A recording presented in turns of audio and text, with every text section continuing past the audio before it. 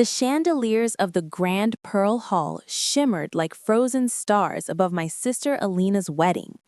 Crystal glasses clinked, silk gowns brushed across marble floors, and laughter rose in soft, practiced waves. Everything looked expensive. Everything looked perfect.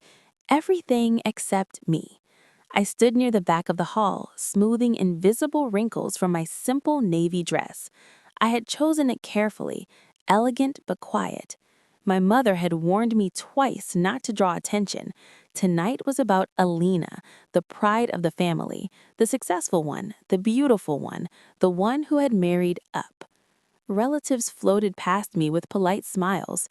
"So, what are you doing these days?" one aunt asked, already half distracted by someone more important behind me. "I run a cleaning company," I replied. Her eyebrows lifted slightly. "Oh, that's nice." Nice. The kind of word people use when they don't know what else to say.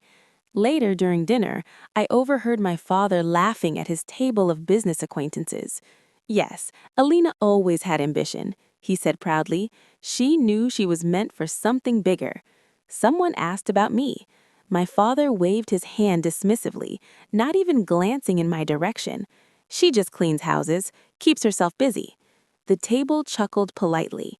Just cleans houses. The words sank into my chest like cold stones. They didn't know about the 4 a.m. mornings when I scrubbed floors beside the women I hired because I couldn't yet afford supervisors. They didn't know about the nights I studied contracts and tax laws through free online courses. They didn't know that Sapphire Domestic Services wasn't just cleaning houses. It managed luxury villas, corporate offices, and high-rise apartments across the city. They only knew what sounded small. Across the hall, Alina looked breathtaking in ivory silk, her smile effortless, her posture flawless. She caught my eye and waved lightly. I waved back. I loved my sister. None of this was her fault, but love doesn't cancel comparison. My mother stood to make a toast, tapping her glass. "We are so proud of our daughter Alina," she announced warmly. "She has always reached high and chosen wisely." Applause filled the room. "And of course," she added, almost as an afterthought, "we are grateful for our other daughter, too. She works hard. She just cleans houses, but work is work." Laughter rippled again. Heat flooded my face, but I forced a smile. Work is work. Yes, it is. But dignity is dignity, too. And as the music swelled and the bride and groom rose for their first dance, I made a silent promise to myself. One day, they would say my name without shrinking it. One day, no one would dare put the word just in front of what I built. The music inside the hall grew louder as the night deepened. Drums, laughter, and the sharp clink of glasses rising in celebration. I slipped out onto the balcony, needing air. The cool breeze brushed against my heated skin, carrying away the sting of my mother's words. "She just cleans houses." I stared down at the city lights below. Every glowing window reminded me of the spaces I had scrubbed, polished, and managed, places people admired without ever thinking about who made them shine. "You shouldn't let them talk about you like that." The voice startled me. I turned slowly. Hassan stood a few steps away, jacket unbuttoned, tie loosened slightly, as if even he needed a break from perfection. Up close, he looked less like the confident groom everyone admired and more like a man thinking too much. "You're supposed to be inside," I said carefully. "It's your wedding." He gave a faint smile. "I know." Silence stretched between us, heavy but not uncomfortable. "I didn't realize that your family downplays you." I let out a soft laugh. "They don't downplay me, they define me." "And incorrectly," he said firmly. His tone caught my attention. "What do you mean?" Hassan stepped closer, lowering his voice. "You are the founder of Sapphire Domestic Services, aren't you?" My heart skipped. "Yes," I replied slowly. "Why?" He studied my face as if confirming something important. "My company signed a multi-year facilities management contract with Sapphire last month." For a moment, I thought I had misheard him. "Your company, Hassan Nadim Developments," he clarified gently. "We own 3 commercial towers downtown, 2 hotels, and several residential projects. Sapphire handles maintenance and cleaning operations. The city lights blurred for a second. "You're telling me," I said carefully, "that my company services your properties?" "Yes." "And you knew I was the owner?" He nodded. "I always research the leadership behind companies I partner with," he explained. "When I saw your name, I was impressed." Impressed. No one at that wedding had used that word about me. "My parents don't know," I murmured. "I assumed they did." I shook my head. He exhaled slowly. "That explains a lot." We stood in silence again, but this time it felt charged, dangerous. "You're marrying my sister," I reminded him, needing to anchor the moment. "Yes," he said quietly.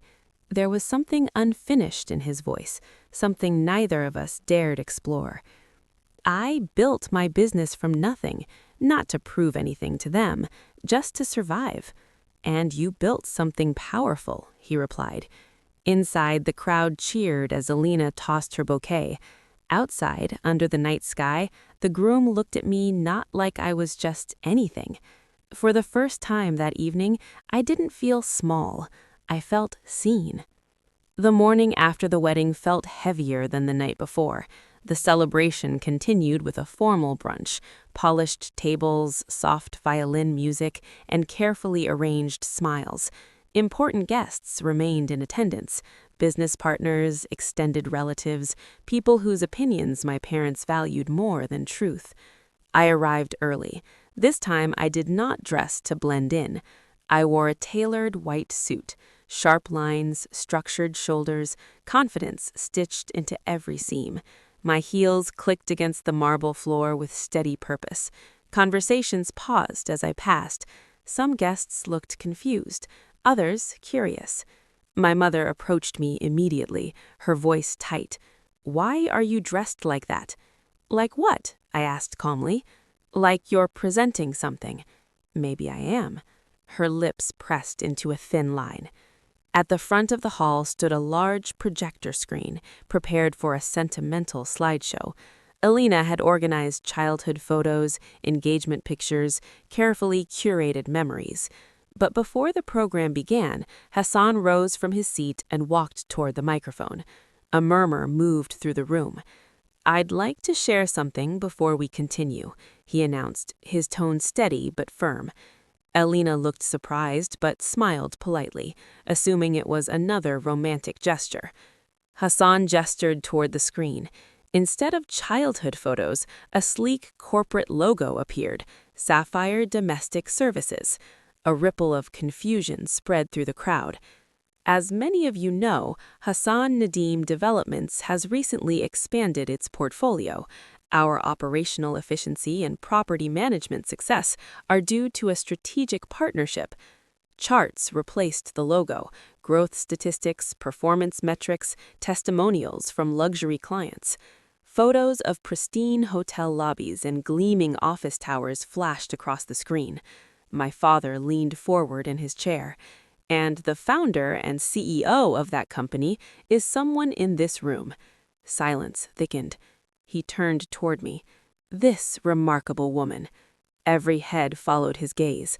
I walked forward slowly, aware of the weight of every step. My heart pounded, but my spine remained straight. "I started cleaning houses because we needed money, because no job is beneath dignity." The room was utterly silent. "Yes," I continued, meeting my parents' stunned expressions. "I clean houses, I clean offices, I clean luxury hotels and corporate towers." A pause.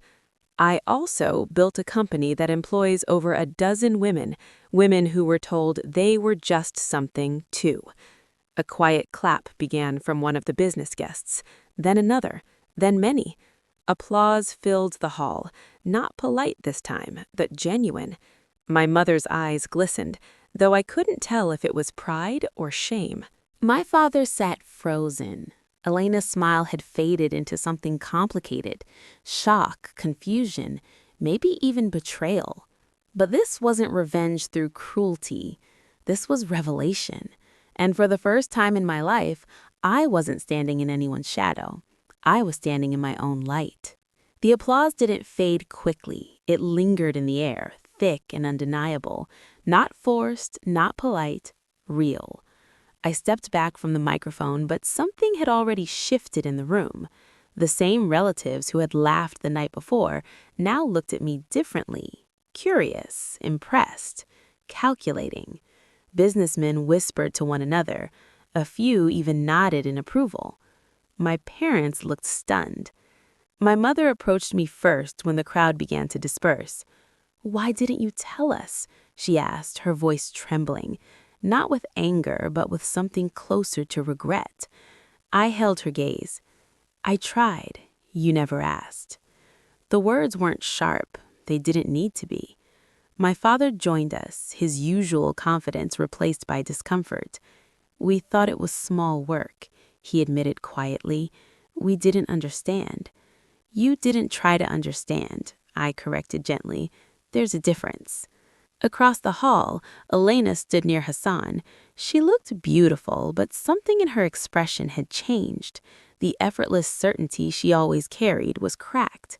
Later, she found me alone near the dessert table.